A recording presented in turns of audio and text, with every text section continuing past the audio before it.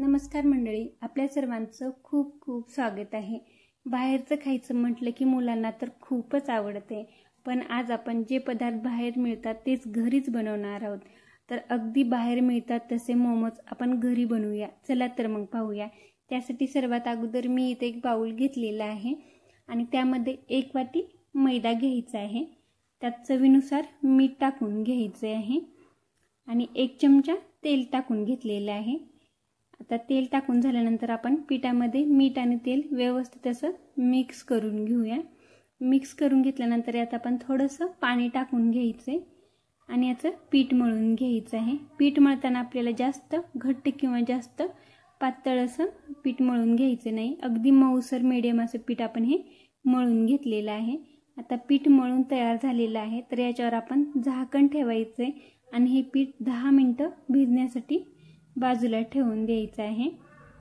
आता पीठ भिजेपर्यंत आपण भाज्या कट करून घेणार आहोत। त्यासाठी इथे मी पत्ता गोबी, गाजर, शिमला मिर्च, कांदा आणि बारीक हिरवी मिरची घेतलेली आहे आणि मी सगळं खिसून घेतलेलं आहे। पत्ता गोबी खिसून घेतलेला आहे, गाजर खिसून घेतलेले आहेत आणि शिमला मिरची, कांदा एकदम बारीक असं चिरून घेतलेला आहे। त्यानंतर एका कढईमध्ये आपण 1 चमचा तेल टाकून घेऊया। जास्त तेल टाकायचं नाही, फक्त 1 चमचा तेल यामध्ये मी टाकून घेतलेलं आहे। तेल गरम झाल्यानंतर हिरवी मिरची टाकून घेतलेली आहे आणि हिरवी मिरची तेलात थोडीशी परतून घेऊया। त्यानंतर यात आपण बारीक चिरलेला कांदा टाकून घ्यायचे आणि कांदा टाकल्यानंतर कांदा सुद्धा आपल्याला थोडासाच परतून घ्यायचे, जास्त वेळ परतवायचा नाही। आणि लगेच यात आपण 1 चमचा लसूण अद्रक पेस्ट टाकून घेतलेली आहे, ती सुद्धा आपण परतून घेतलेली आहे। त्यानंतर शिमला मिरची टाकून घेऊया, किसलेला गाजर टाकून घ्यायचे आणि याला मिक्स करून घ्यायचे। ही सगळी प्रोसेस करताना गॅस आपल्याला फुलच ठेवायचे, कारण आपल्याला भाज्या या बिलकुल शिजवायच्या नाहीत, जास्त मऊ होऊ द्यायच्या नाहीत। त्यानंतर यात आपण पत्ता गोबी टाकून घेतलेला आहे आणि पत्ता गोबी टाकल्यानंतर आपण सगळ्या भाज्या व्यवस्थित अशा मिक्स करून घेऊया, जेणेकरून या भाज्यामधलं पाणी कमी होईल आणि त्या कोरड्या होतील, यासाठीच आपण याला परतून घेणार आहोत। यात मी चवीनुसार मीठ टाकून घेतलेलं आहे आणि अर्धा चमचा काळी मिरी पूड टाकून घेतलेली होती, ते सुद्धा तुम्ही यामध्ये टाकून घ्या। आता सगळं व्यवस्थित मिक्स करून घेतल्यानंतर 1 चमचा चिली सॉस टाकून घेतलेला आहे, रेड चिली सॉस आहे। त्यानंतर 1 चमचा टोमॅटो सॉस टाकून घेऊया आणि 1 चमचा डार्क सोया सॉस टाकून घ्यायचा आहे। आता सगळे सॉस टाकून घेतल्यानंतर परत आपण एकदा याला व्यवस्थित असं मिक्स करून घ्यायचे। 1 मिनिट आपण हे व्यवस्थित असं मिक्स करून घेऊया। आता हे मिक्स झाल्यानंतर आपल्याला गॅस बंद करून घ्यायचे आणि हे थंड होण्यासाठी बाजूला ठेवून द्यायचे। आता हे सगळं होईपर्यंत आपलं पीठ सुद्धा व्यवस्थित असं भिजलेलं आहे।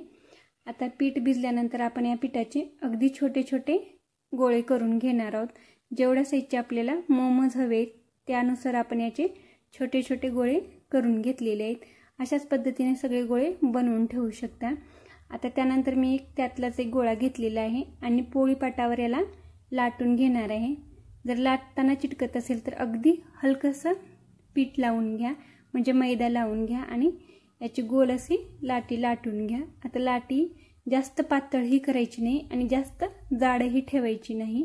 लाटी लाटून झाल्यानंतर यामध्ये आपण जे सारण किंवा मिश्रण बनवून घेतलेलं होतं किंवा जे स्टफिंग बनवून घेतलेलं होतं ते यामध्ये असं ठेवून घ्यायचं व्हिडिओ दाखवल्याप्रमाणे आणि त्याच्या अशा घड्या घालून घ्यायचं आहे आणि अर्ध्यापर्यंत घड्या झाल्यानंतर आपण हे एका साईडने असे बंद करून घ्यायचं आहे आणि हे आपलं मोमोज तयार झालेलं आहे। मोमोज हे वेगवेगळ्या पद्धतीने बनवले जातात, त्यातली मी इथे तुम्हाला दुसरी पण पद्धत दाखवणार आहे।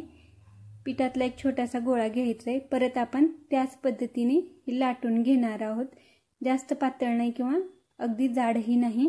आपण ही लाटी लाटून झाल्यानंतर परत यामध्ये आपल्याला सारण भरून घ्यायचं आहे। आता ही आपली लाटी लाटून तयार झालेली आहे, यामध्ये आपण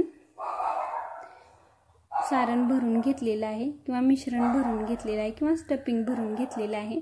आता हे भरून घेतल्यानंतर परत आपण व्हिडिओ दाखवल्याप्रमाणे याच्या घड्या घालून घ्यायच्या आहेत आणि जसे आपण मोदक बनवतो त्याच पद्धतीने बनवायचे।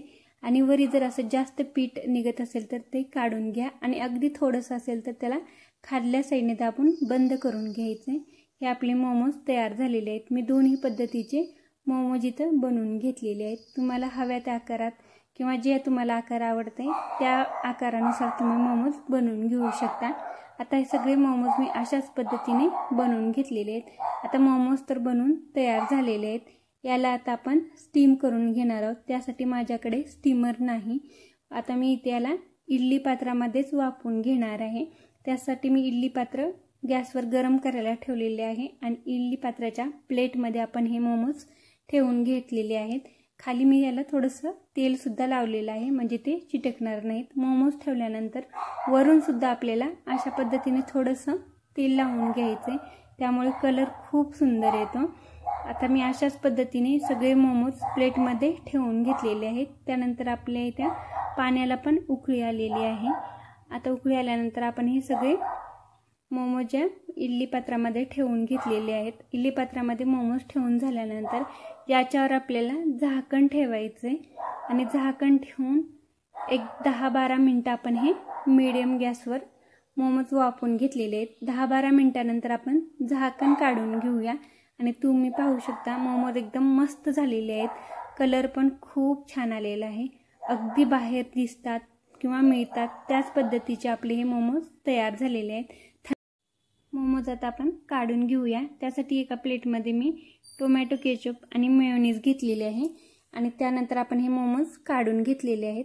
तुम्ही मोमोज चटणी सुद्धा बनवून घेऊ शकता। हे मोमोज खूप मस्त झालेले होते। कलर पण खूप छान आला होता आणि चव पण खूप छान झाली होती। अगदी बाहेर मिळतात तसेच मोमोज झाले होते। मी यातले एक तुम्हाला कट पण करून दाखवलेला आहे। खूप मस्त होतात। तर तुम्ही एकदा अशा पद्धतीचे मोमोज नक्की बनवून पहा आणि आजचा हा व्हिडिओ तुम्हाला कसा वाटला कमेंटमध्ये नक्की कळवा आणि आवडल्यास प्लीज व्हिडिओला लाईक करा, शेअर करा आणि चॅनेलला सबस्क्राईब करा। धन्यवाद।